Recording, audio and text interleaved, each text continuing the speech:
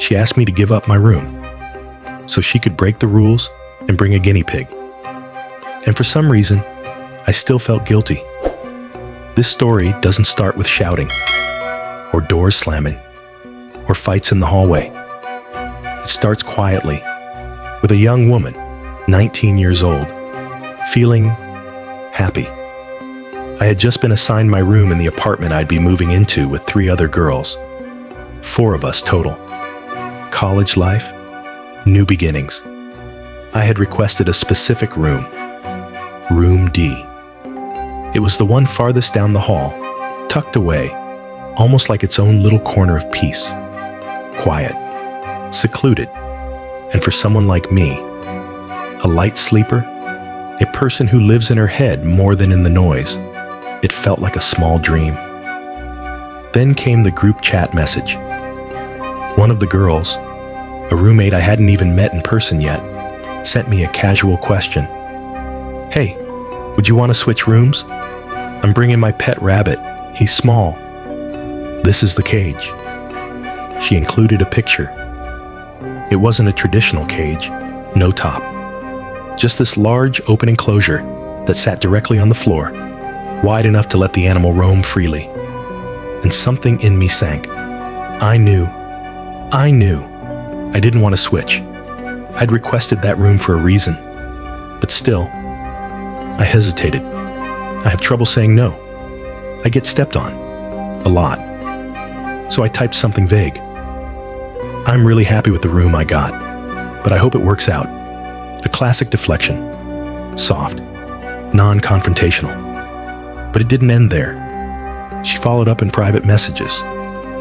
Told me the cage was big. That she wanted space. That the placement of the door in her assigned room, right by the living room, made her and her parents feel unsafe. Her parents. I stayed polite. I tried to say no again, firmer this time. I requested that room specifically. I'm really happy I got it. I just don't want to be in a room I'm uncomfortable with. I thought that might be the end of it. It wasn't. She sent me voice notes, you know the kind, where someone talks just a little too fast, a little too emotionally, trying to keep it casual while sliding in more pressure. I just really don't like where the door is, and my parents don't either. It's right at the front. Doesn't feel safe. Have you seen the cage? It's really big. Also, me and her friend reserved rooms really early, so I don't know why we didn't get the ones we wanted. At this point, I'm stunned. Not only is she guilt-tripping me, but she's implying that she deserves the room more. I told her no. Again. I told her that I also didn't like where that other room was located, and that's exactly why I requested the room I got. That I'd already bought things for it. That I'd feel bad switching, especially after my parents helped me get everything ready. 4 refusals. 4 different ways of saying, please respect my boundary. And still, she replied, yeah, it's just super annoying because neither of us got the room we wanted and we did this really early. She was relentless. And here's the kicker. The apartment doesn't even allow pets. No rabbits. No guinea pigs. Nothing. It's in the lease. Black and white. And yet, I'm the one losing sleep. I know I'm not doing anything wrong, but guilt is a tricky thing, especially for people like me. People who've been trained by life, by fear, by patterns, to feel responsible for other people's disappointment. I started to worry. Will I feel guilty every time I open my door? Will I be the uptight one, the quiet down roommate, the villain in her story? And for what? Because she wanted to sneak in an animal? Because her parents didn't like her door? Because she and her friend, both a grade above me, thought they had seniority over my peace? This isn't just about a room. It's about the way some people treat no, as a suggestion, a hurdle, not a boundary, a challenge to outmaneuver.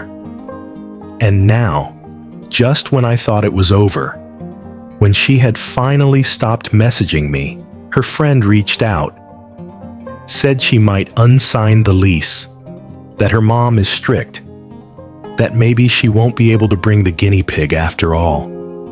So why am I still being looped in? Why is their entire college housing drama falling on me to resolve? I haven't responded. I don't plan to. I'm letting my mom handle it now. And trust me, she's not going to be as delicate as I've been. She'll bring up the guinea pig, the lease, the fact that it's a violation that could affect all of us. And maybe that's what it takes to shut this down. Because I didn't want this drama. I didn't create it.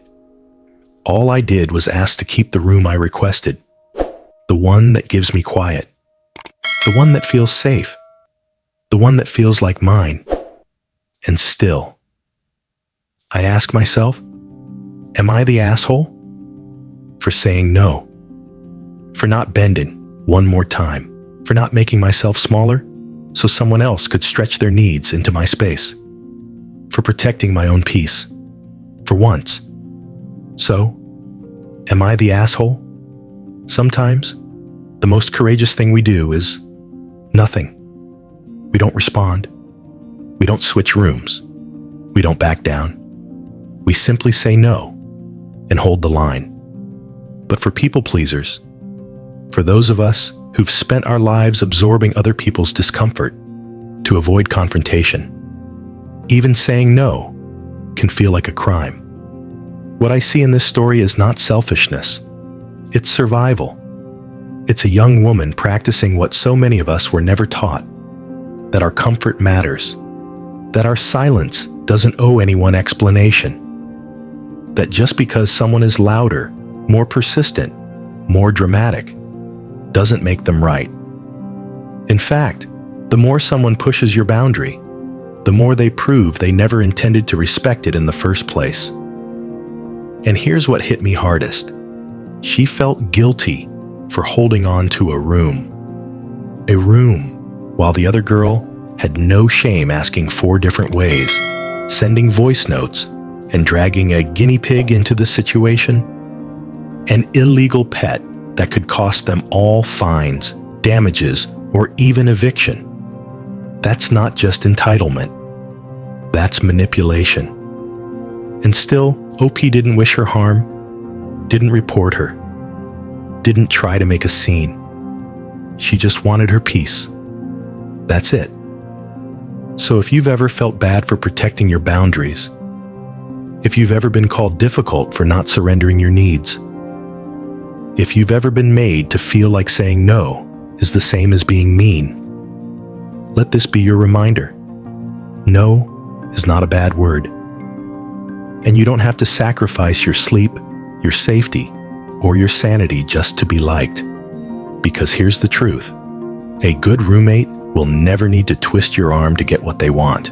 And a healthy friendship doesn't require you to give up the thing that makes you feel at home. Even if that thing is just 4 walls, a door, and a little bit of quiet at the end of the hallway.